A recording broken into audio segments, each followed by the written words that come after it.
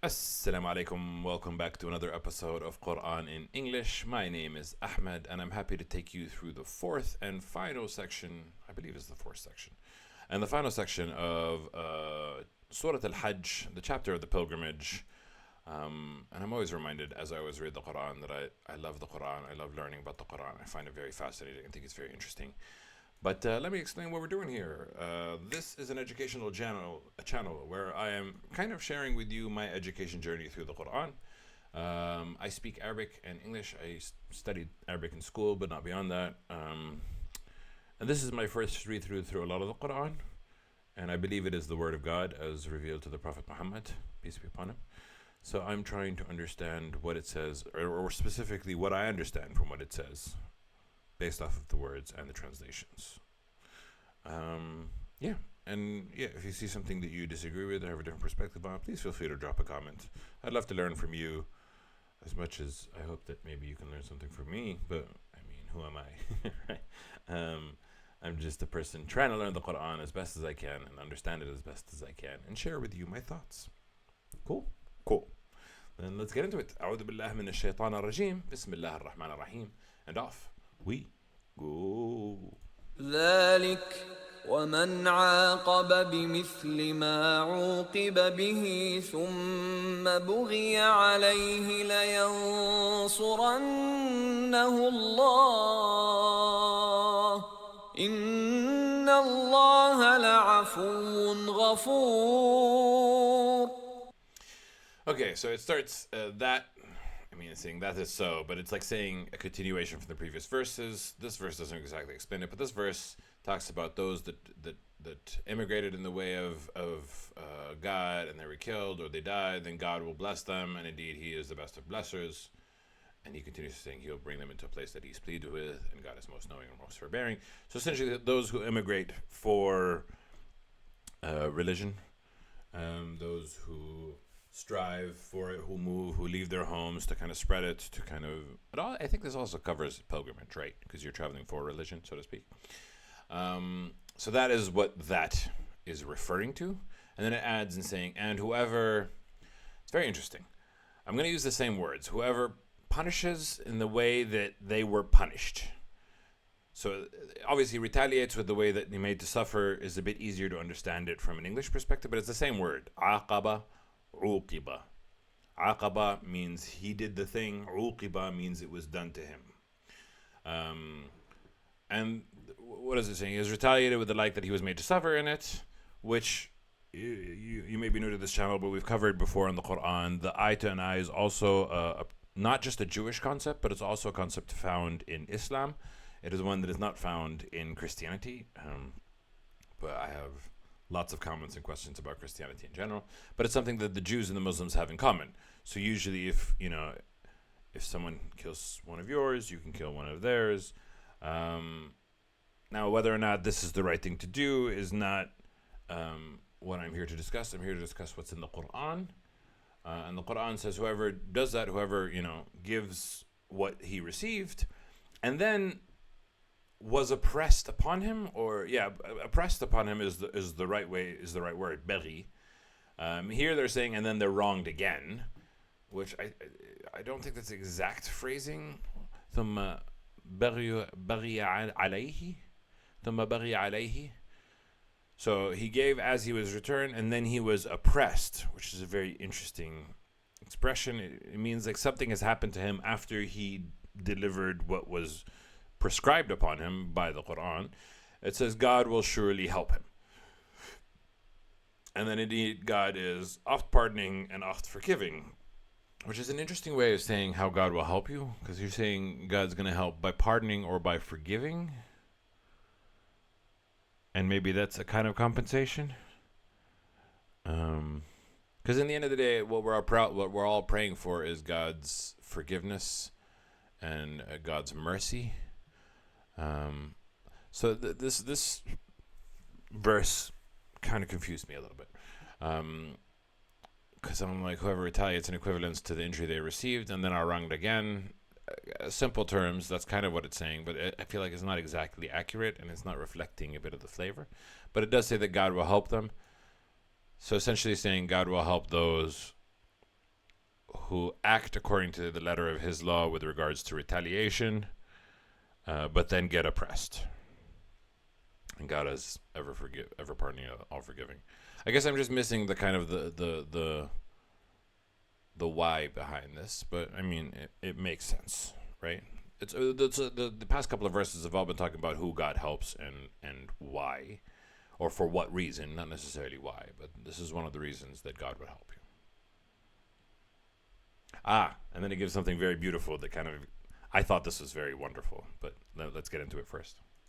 ذلك بأن الله يولج الليل في النهار ويولج النهار في الليل وأن الله سميع بصير.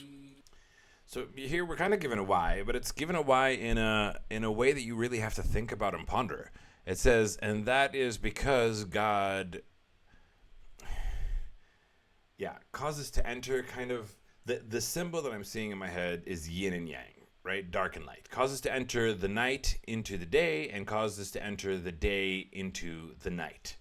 And I just saw this beautiful symbiotic relationship of night, of darkness, of summer, of winter, of like the way that life maintains balance is the reason given for the above.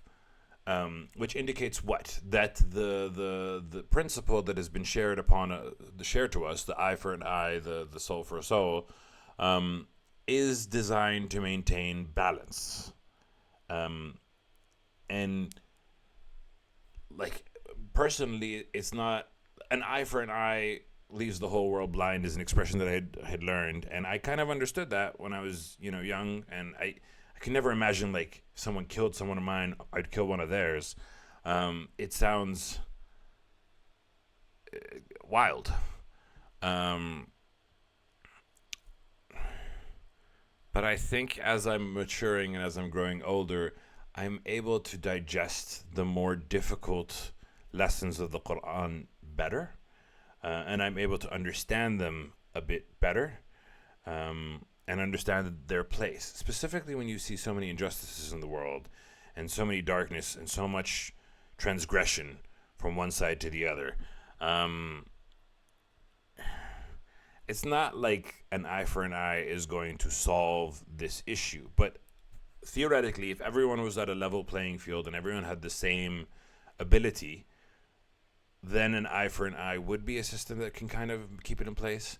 But either way, it's not said. What's said in this is a very beautiful expression. The night merges into the day merges into the night. And it's kind of like, it just gives you this image of balance and saying that God will preserve it, because it ends with saying, and indeed God is all hearing and all seeing. So God is the ultimate judge. God is the ultimate controller of the flow of the universe, of everything that you see. And God will maintain that balance.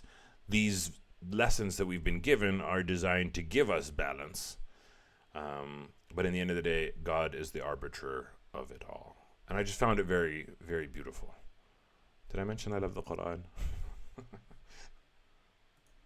ذلك بأن الله هو الحق وأن ما يدعون من دونه هو الباطل وأن ما يدعون من دونه هو الباطل وأن الله هو العلي الكبير. It's amazing how much my perspective of the Quran has changed since I first started reading to now. But yeah, let's get into it first. That is because God is, now the word here is used is the truth, but you'll see if you saw my discussions with Safa, al-haq doesn't just mean the truth. Sometimes it means justice. Sometimes it means correct. I mean, like, in a way, truth is the simplest form of expressing justice, because justice is what's right. Justice is what's true. Justice is what's supposed to happen, right? It's kind of this, yeah, that's the right statement. And it's saying God is that right statement. God is that perspective. And that whatever they invoke from besides him is falsehood and indeed God is the Most High and the Most Great. And the reason why I brought up before I started reading this verse is how different my perspective has become since reading the Quran. When I first started reading the Quran, I used to see, why does the Quran keep praising God so much? Like, why? In my mind, I was thinking of God as a human, and I was like, why does he constantly need praise? If God is great, why does he need to say God is great every 2 minutes? And I didn't quite understand it, and I was kind of treating God as a human in my mind, which is kind of the first mistake that you make.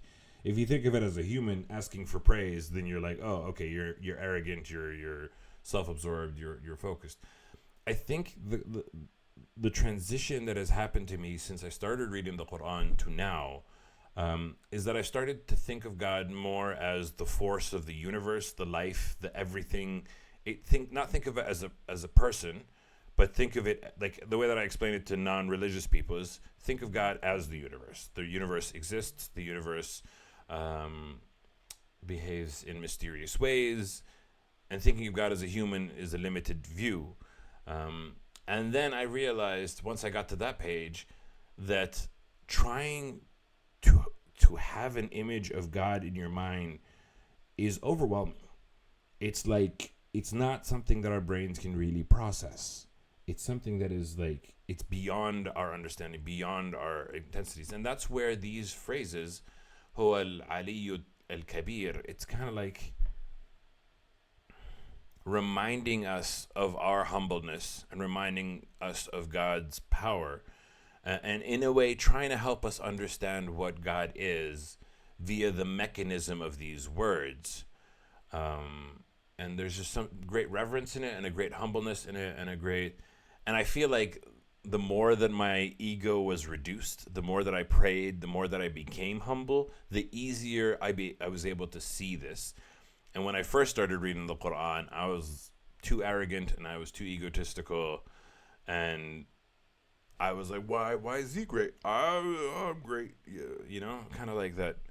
It's just amazing. The Quran has changed me in beautiful ways, and I'm very, very happy and grateful to be here.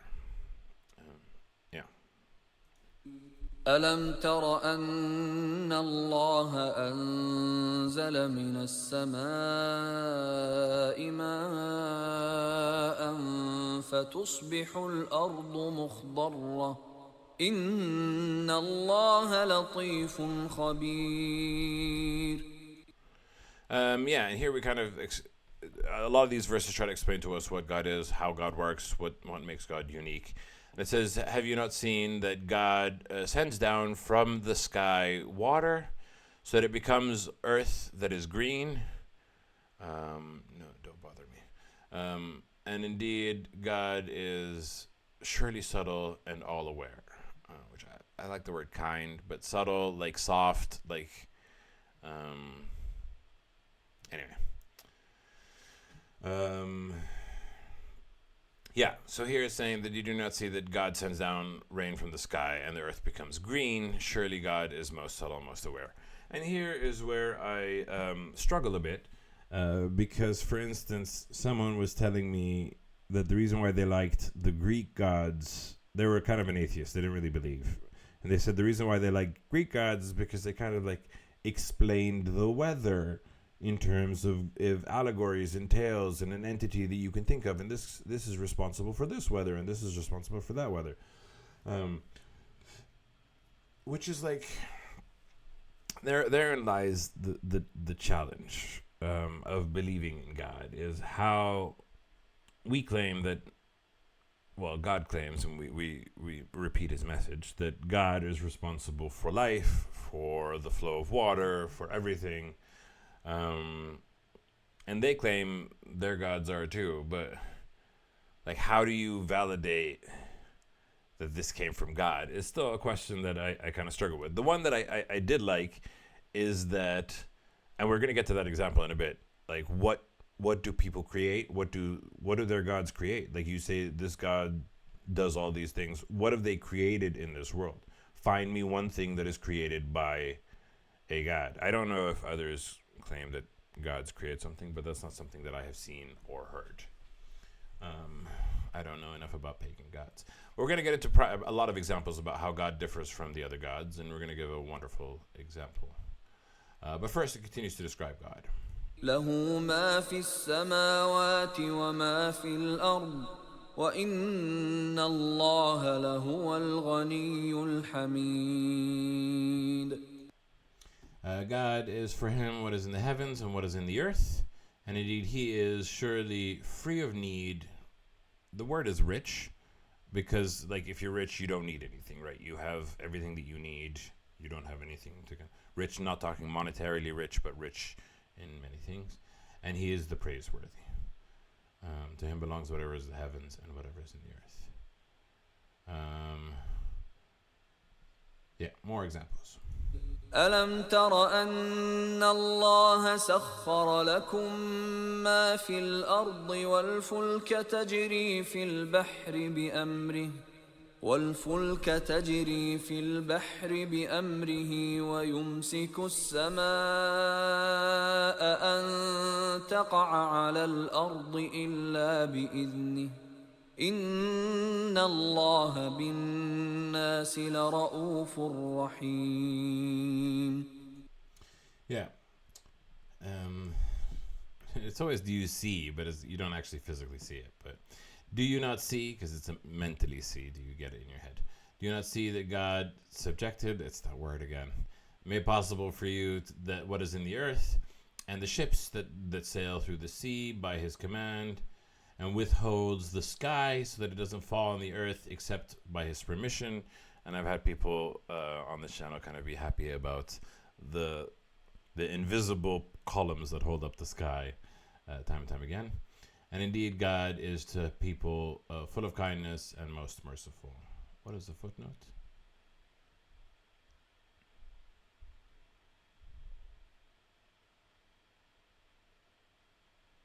I don't understand why there'd be a footnote here. Do you not see that God has subjected to you for your service? Okay.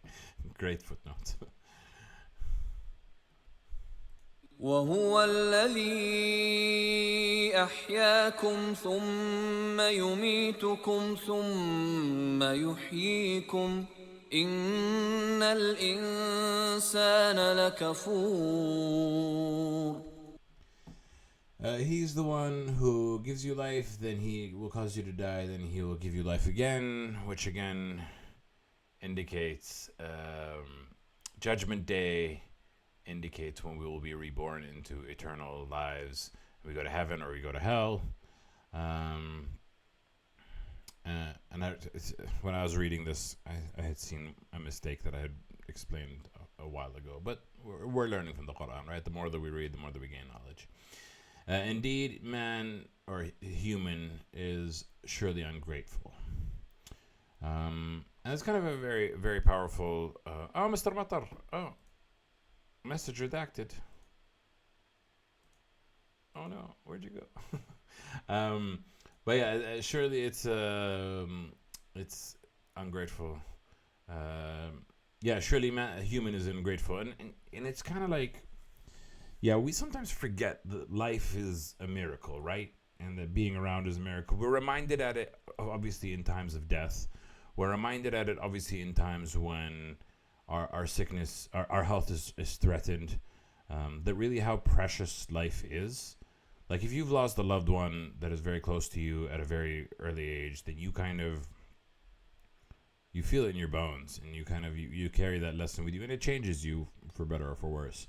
But the fact that we're given life is also beautiful. And some people kind of argue saying that they didn't really wish for it, so it's a bit interesting.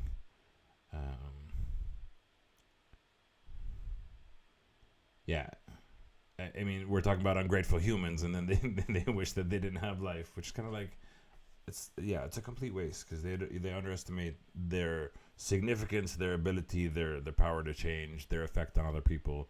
Like there's a lot of good things about a lot of good things, but human nature is to be ungrateful, and there are many verses of the Quran that say that for sure. لكل أمة جعلنا منسكا هم ناسكوه فلا ينازعنك في الأمر وادع إلى ربك إنك لعلى هدى مستقيم. Okay, this is very interesting because you know, on this channel we love to talk about the difference between Jews, Christians, and Muslims. I'm here. I just deleted what I wrote as I clicked enter by mistake. No worries, Mr. Matar. Hello, hi, welcome to the live channel. Nice to have you here. It says, for every nation we have made a rite for them so that they can perform it. And here we do see differences in the way that Jews carry out their rites, in the way that Christians carry out their rites, in the way that Muslims carry out their rites. And then it says, so do not let them dispute with you in the matter. And it doesn't say the prophet, but this kind of indicates it is about the prophet because it is talking about a specific time. However, again, as I always say, it might apply to further situations. It just says, but invite وَادْعُ إِلَى رَبَّكَ, and pray to your God. Oh, invite them to your Lord. Oh, okay. So here it's saying that, you know, they have their own rights, they have their own ways to perform it, but don't let it dispute you. Just invite them to your Lord. Indeed, surely you are on a guidance that is straight. I was thinking this was talking about Jews, Christians, and Muslims, but if he's saying invite them to your Lord, invite them to your God, then it kind of sounds like, okay, but it's still saying for every nation we have made a right for them to perform it. So don't let them dispute with you in the matter. So again, it's saying if we have made the right for them to perform, then it is an indication that it is coming from God. Therefore, I assume it was the Abrahamic faiths.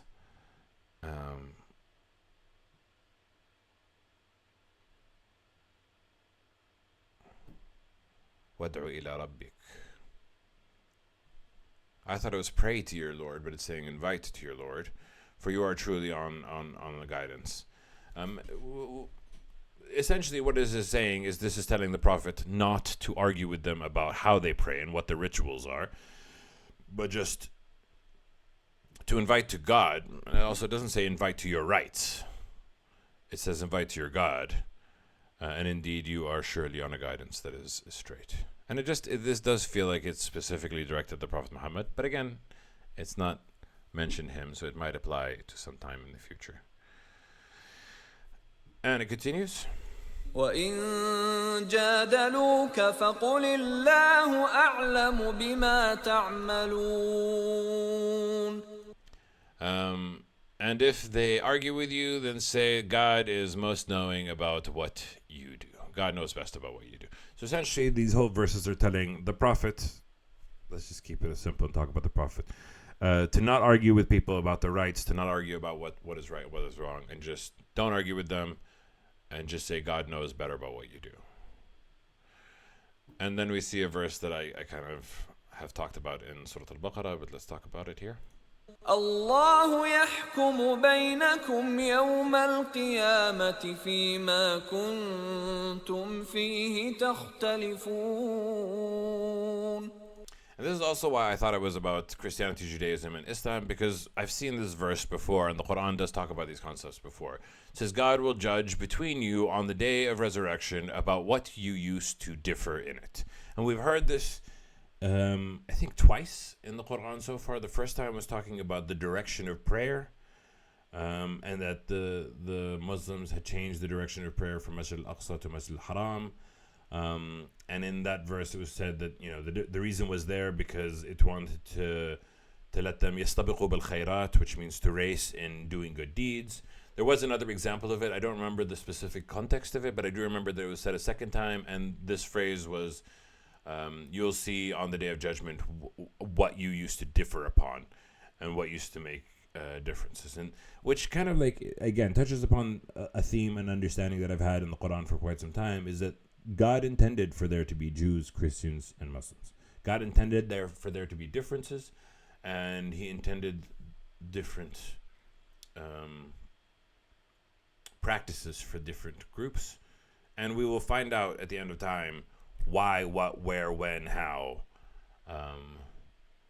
But the main message here is don't argue, just invite to God. And however a person wants to go to God, I think from the ways that God has revealed himself to us, they can. As long as they follow the tenets of God, being there's only one God. And then you can expand upon that, believing in the afterlife, believing in the angels, believing in his messengers.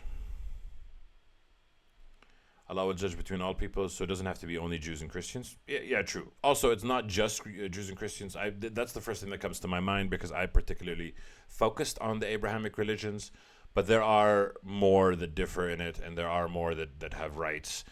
And like we talked about the Sabi'in, and we talk about, I don't know if the Majin are considered going to heaven, so I'm not going to argue in it, but more than Christians and Jews.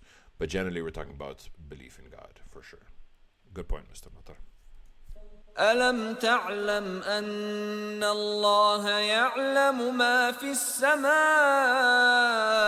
والأرض إن ذلك في كتاب إن ذلك على الله يسير. Yeah. So it says, do you not know that God knows what is in the heavens and what is in the heaven and earth? And indeed, that is in a record, a book. That is in a record, a book. And indeed, that is for God very easy, which touches upon this whole section that we've been looking at. And we've been looking at God being the overseer of a lot of life, and trusting that God will work upon the disputes between us on the points where we kind of try and enact his justice but still feel oppressed, God, that we can trust God to be there. The same element is kind of shared over here. Do you not know that God knows what's in the earth and heaven? And that is indeed the word is book, but it's written clearly in a record, which kind of indicates, is it like the same? Because there are multiple versions of kitab in the Quran. Some of them refer to a part of it, which is the Quran, which is the Zabur, the Injil. Zabur is the David Psalms. The Injil is not exactly the Bible or the Gospels, but it's something close to it. It's what was brought to Jesus. And Al-Torah, which was given to the Jews. But there was also al-Kitab that was once mentioned, and that feels like a super record, a super book. This might be referring to that. This might be referring to the same thing, but it might be something different. Yeah, it's just a very interesting, specific phrase. And it's very possible, very easy for God to know everything in the heaven and the earth. And this is also kind of, I thought for me it was a no-brainer, but I've spoken to people, and they seem to have perspectives on the limitations of God's knowledge. And I've heard some people say things like, oh, this wasn't a part of God's plan, or this wasn't that, or like, there is a misunderstanding about the nature of God. And all-knowing is one of the most important, not one of the most, but it's just one of the descriptions of God. God does know everything, and everything's in a book or a record. A record makes more sense because a book is just you just imagine that thing. But yeah, even among Muslims we differ. Correct, Mr. Matar. Yeah, Muslims differ about God, differ about the perspective, and differ about the journey. ويعبدون من دون الله ما لم ينزل به سلطانا وما ليس لهم به علم وما للظالمين من نصير. Which brings me to an interesting point about Christianity. I've kind of touched upon it last episode, but and they worship from besides God what has not been set down for it by any authority, and what they do not have of it any knowledge, and the wrongdoers will not have any helper. Now, the reason why I want to kind of highlight this specific phrase is the first person that comes to mind when I think of this is kind of one of the founding fathers of Christianity, Paul, or Saul of Tarsus, who claimed to have seen Jesus in a vision 70 years after his death, and thus he converted, and thus he charged forward, and he created a lot of the tenets that are within Christianity today. And a lot of the statements and things that we understand from Christianity today are based off of Paul, but his original name was Saul of Tarsus. And the question that I always have is, who the heck is Paul? Was he sent down? Was, like, we all know Jesus was kind of sent down with specific divine instruction, and he has a lot of guidance and a lot of wisdom, and he shared a lot of lessons, and he was a magnanimous man. And the Quran does label him as both the Messiah and a prophet and a messenger, and Jesus holds a very special role in Islam and in God's perspective in general. But then some people outside of Jesus shaped the ideology of Christianity, and the question is, did they have authority to do so, or did they not? I'm not going to make any claims about whether they did or they didn't, but I'm going to say the statement that the Quran is telling us, and they worship from besides God what has not been sent down forth with any authority, and what they do not have in any knowledge, which can be a specific thing, but it can be a lot more general thing. Can also happen within the Muslims, even as Mr. Matar has pointed. Some people kind of deviate from what God has sent or God has revealed. And they kind of, some people have claimed authority over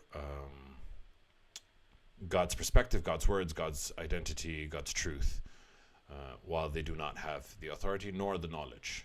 And therein lies a lot of the frustrations with regards to religion.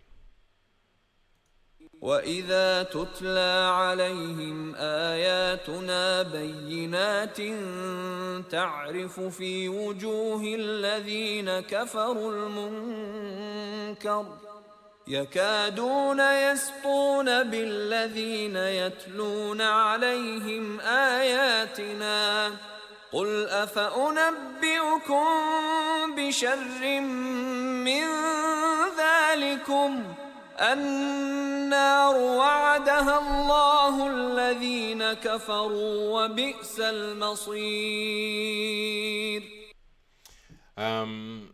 Yeah, and here it kind of gives an example of, and when you recited on them are verses that are clear. And again, thanks to Mahab for pointing out that clear verses doesn't mean that we understand them fully, but they're clearly from God. Anyway, you'll recognize in the faces of those who disbelieve the denial. The denial will be clear on the faces of those who disbelieve, and they're kind of like and they almost attack those that are reciting upon them our verses.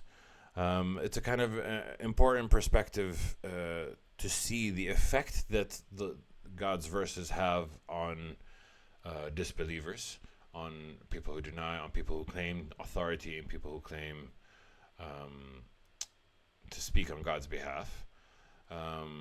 But the response is, what should you do when you see those people that are kind of almost about to attack? Say, shall I inform you of something worse than that?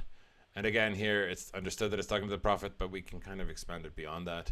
Say, shall I inform you worse than that? A fire that God has promised for those who disbelieve, essentially kind of bringing it back to God. Not saying that I will retaliate against you, not saying that I will force you, but saying that the fire will be enough to kind of combat your disbelief. And what a wretched destination it is. يا أيها الناس ضرب مثل فاستمعوا له إن الذين تدعون من دون الله لن يخلقوا ذبابا ولو اجتمعوا له وإن يسلبهم الذباب شيئا لا يستنقذوه منه ضعف الطالب والمطلوب. It's a beautiful example, and it is a read. Okay, it says, O ye mankind, O ye people, O ye humans. Set forth an example, so listen to it. We're setting forth an example, so listen to it. Indeed, those who you invoke from besides God, they will not be able to create a fly, even if they all gathered together. And this is one of the examples that I've always loved as a counterpoint to a lot of the entities that people pray to that isn't God. Like, for instance, I've always mentioned them, like the Lucifers, the Hecates, the Tutu Antar. And the question that I've always had, and that I find fantastic, is what did those things that you call gods create? And the example that is set here, can they create a fly? Something as simple as a fly. But then you think simple as a fly, but the more that you study into it, the more the biology of it, you look into it, you're like, well, it's actually, this stupid, annoying, buzzing thing is actually much more complex, has a lot of eyes, has so many wings, how does it fly so fast, how does it react so fast? Like, in an example, it's giving you something tiny, but also showing the magnanimous ability of God and the limitation of those which they invoke aside from God. Is like, can you create a fly if you all got together? And then it even goes further to say, and if the fly snatched away from them anything, they're not even able to take it back from it. Because again, a fly has, ability to kind of see from a lot of different angles, and catching a fly or stopping a fly, or like even as small as this fly thing, once you and your gods try to get to it, try to stop it, you're unable to even retrieve anything from it. You're not able to take anything back. You can't stop it. It's beyond your ability. It's kind of very frustrating. It's such a beautiful example of the simplicity of choosing something simple that is impossible for you to create and impossible for you to defend yourself against, should you try. Like, it's kind of, it ends with saying, so weak are the seeker and the one who is sought. It's kind of talking about those who seek and those who are sought. Those who are sought, obviously the gods that they pray to. They can't do something as simple as a fly, helping a fly. Very, very interesting example. And I prefer this over the other examples we've kind of taken. There's a footnote. Let's kind of take a see. Another possible translation: how weak are the seekers, the idols, and the sought? The fly? No, I think the seeker and the sought are those who invoke and those who are invoked. I think that makes more sense. الطالب والمطلوب for sure. ما قدر الله حق قدره إن الله لقوي عزيز. And that's kind of it's funny that I started the verses explaining that, and it kind of ends with this. It is not they did not properly estimate God, or they did not give God his due with his estimation. They did not estimate what God is, or understand what God is. And indeed, God is surely strong and almighty. And again, this episode started with me saying that once I reduced my ego, I was able to appreciate this statement and appreciate that this is helping us understand what God is and his glory and his magnanimity. And that these examples are kind of this example of the fly, of something so small yet so impossible for them to create, yet they can't even stop it, is an indication of showing you the tiniest of God's creations. And then you think about, okay, then you zoom out from the fly and you look at the universe. The universe is full of things. The only one thing that has claimed to have created everything, and that is God. I don't believe that there's any other deities that kind of do that, but let's not get into too many. But the point of these verses is to kind of remind us about God's glory, and to help us understand God and understand why we should trust him as the trustee of all affairs, and that he will be just and he will act in haqq, that word that we've seen time and time again. الله يصطفي من الملائكة رسلا ومن الناس إن الله سميع بصير. God chooses from the angels messengers and from mankind. Indeed, God is all-hearing and all-seeing, which I was like, okay. God chooses messengers of angels and humans to send them throughout. And then it ends with saying God is all hearing and all seeing. I guess the difference between the messengers is that messengers are how God communicates. But hearing and seeing is that God sees and hears everything. So there's kind of like a difference between the two, right? In order for God to communicate, usually he sends a messenger, but he knows and hears everything. And it also kind of ties back to where he sends the messengers and how he sends the messengers, because he knows exactly where to send them at exactly the right time and the right moment to get his message across. Like it's amazing just how any one verse of the Quran has such intricacies and it connects with itself quite beautifully. It's, miraculous. But I think I've been gushing over the Quran a little bit too hard this episode. But I love the Quran. What can I say? يعلم ما بين أيديهم وما خلفهم وإلى الله ترجع الأمور. Yeah, he knows what is before them and what is behind them, and usually this is an understanding of time, like what they have done and what they're going to do, or what they've done is in their past and what they're going to do is in front of them. At least that's how it's mostly understood, because this phrase is expressed quite a lot in the Quran. يَعْلَمُ مَا بَيْنَ أَيْدِيهِمْ وَمَا خَلْفَهُم. And I think it's about time, but there could be another explanation about it. Allahi. Oops. And to God, to God returns all matters. God knows all, and God decides all. I think that's kind of the power of it. يا أيها الذين آمنوا اركعوا واسجدوا واعبدوا ربكم وافعلوا الخير لعلكم تفلحون. O ye who believe, O ye of those who believe, bow and prostrate and worship your Lord, and do good deeds so that you may be successful. There's always the symbol, the annotation saying that you should prostrate at this point in time, which I will do so right after the last verse that we do. But generally, the message from God is, even within this one statement, the message from God is very simple. Devote to God, worship God.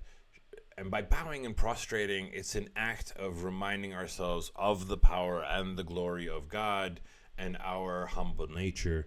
It's a sign of respect. It's a sign of reverence. It's a sign of understanding how the universe works. It's a sign of understanding our relationship to God. And honestly, it brings us a lot of joy, happiness, and peace. We have the last verse for today. وجاهدوا في الله حق جهاده هو اجتباكم وما جعل عليكم في الدين من حرج ملة أبيكم إبراهيم هو سماكم المسلمين من قبل وفي هذا ليكون الرسول شهيدا